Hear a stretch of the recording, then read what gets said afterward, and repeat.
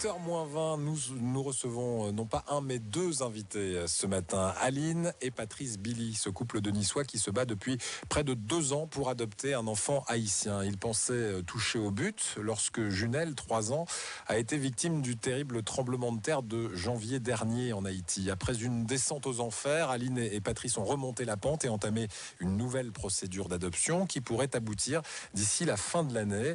Aline et Patrice Billy sont les invités ce matin de France Bleu Azur, interrogés par Éric Lebihan. Bonjour Patrice. Bonjour. Bonjour Aline. Bonjour. On peut dire que vous êtes des persévérants. Parlez-moi d'abord de ce premier drame qui est survenu. Vous vous êtes battus, il y a eu un long parcours du combattant. Et puis il y a eu cette catastrophe et le décès du premier enfant que vous vouliez adopter. Oui, donc le drame que l'on connaît tous, c'est celui qui a eu lieu le 12 janvier de cette année en Haïti, où il y a eu plus de 200 000 morts.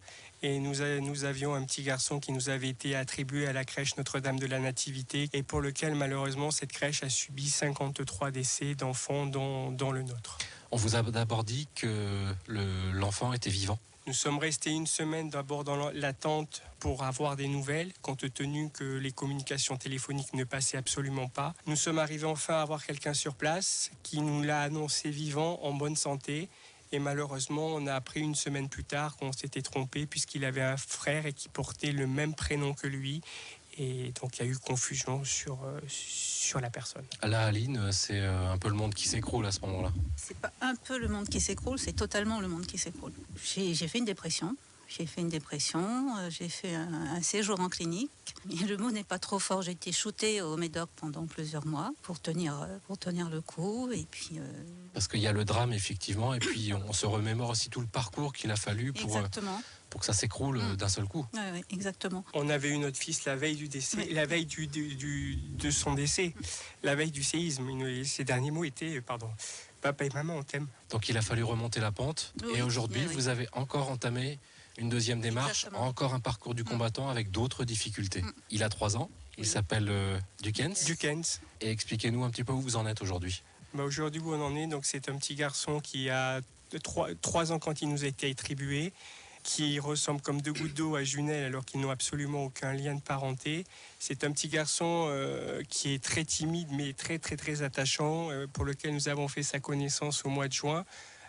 À Port-au-Prince ? À Port-au-Prince, à la crèche, puisque nous sommes allés comparaître au palais pour les papiers. Donc c'est un petit très très très attachant. Et Aline vient de repartir et vient de rentrer d'Haïti pour encore aller rencontrer cette fois-ci la doyenne des juges pour faire les dernières formalités administratives côté haïtien. Alors Aline, justement, vous revenez d'Haïti, comment ça se passe aujourd'hui ? Du côté haïtien, la vie en Haïti est toujours aussi dure. Ça, il ne faut pas se leurrer, depuis le tremblement de terre, rien n'a été fait. Ou très peu. Demain, ça fera pile 8 mois que le tremblement de terre a eu lieu. Il faut savoir que simplement 5% des décombres ont été déblayés en Haïti et à Port-au-Prince. Je vois avec beaucoup d'émotion, beaucoup de patience aussi, il en faut, de la force pour Dukens, pour les autres. Normalement, sauf catastrophe, Dukens pourrait éventuellement passer les fêtes de fin d'année sur la Côte d'Azur ? Pourrait. Oui, on va toucher du bois. Il pourrait être avec nous pour les fêtes de fin d'année. Qu'est-ce qu'il vous dit ? Vous communiquez ? Comment ça se passe ? Moi, je l'ai vu, c'est un petit garçon très très câlin. Il s'est beaucoup ouvert. Et puis, quand il est arrivé à la crèche, il était tout timide, tout réservé. Mais maintenant, il joue avec les autres gamins. Il parle très très fort. Il chante. Il fait la tête quand quelque chose ne lui plaît pas. Vous lui avez parlé de Nice ? Non. À 3 ans, ce ne sont pas des choses qu'on envisage. Il n'a jamais rien connu d'autre que la maison de ses parents. En fait. Il sait qu'il va faire un très long voyage ?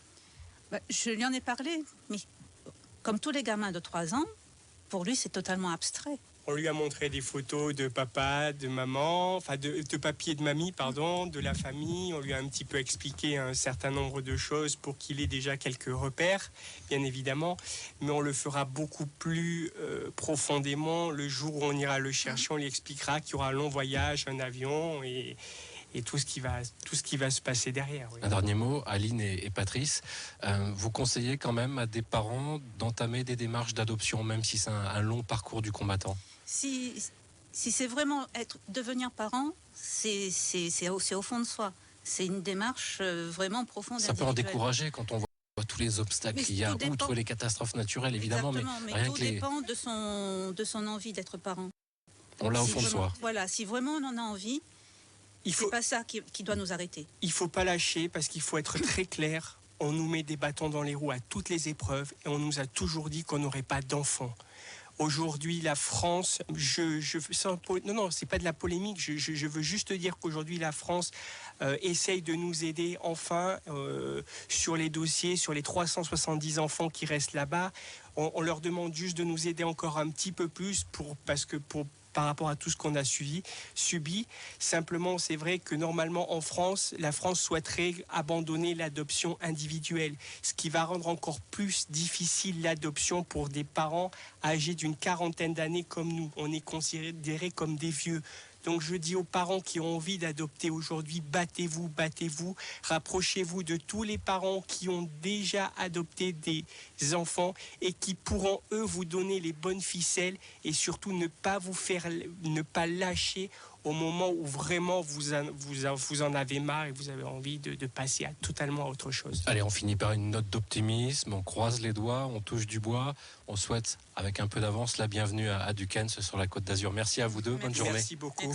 Voilà, Aline et Patrice Billy, très courageux ce témoignage ce matin. 7h47, dans